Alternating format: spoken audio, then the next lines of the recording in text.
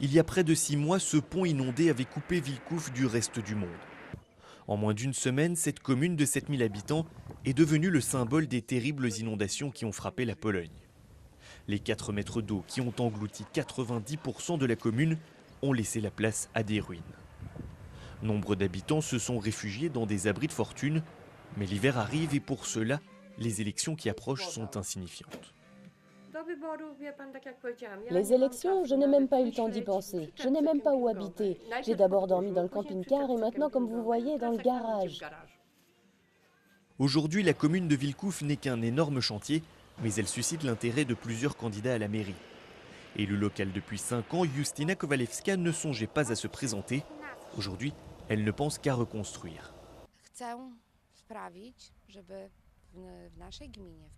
Je veux que dans chaque foyer, au moins une personne puisse travailler au déblaiement des déchets de l'inondation. Grâce à cela, les habitants auront de l'argent pour vivre et ils participeront à la reconstruction de la commune. Au cours de l'inondation, cet agriculteur a non seulement perdu toute sa récolte, mais ses arbres sont tous morts.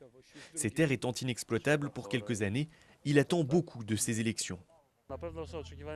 On veut surtout que la commune recueille un maximum d'aide financière. Pour le moment, ça va, mais on doit arracher toutes nos plantations et on n'aura aucun bénéfice pendant 5 ans. Jusqu'à présent, la commune a reçu près de 20 millions d'euros d'aide de la part de l'État. Mais cela suffira-t-il à protéger Villecouf de futures inondations? Pour le maire du village qui brigue un 4e mandat consécutif, rien n'est moins sûr. Personne aujourd'hui ne peut dire en toute responsabilité qu'il n'y aura pas d'inondation dans un an. Le pire, c'est que la commune n'est pas responsable des digues, c'est le conseil régional.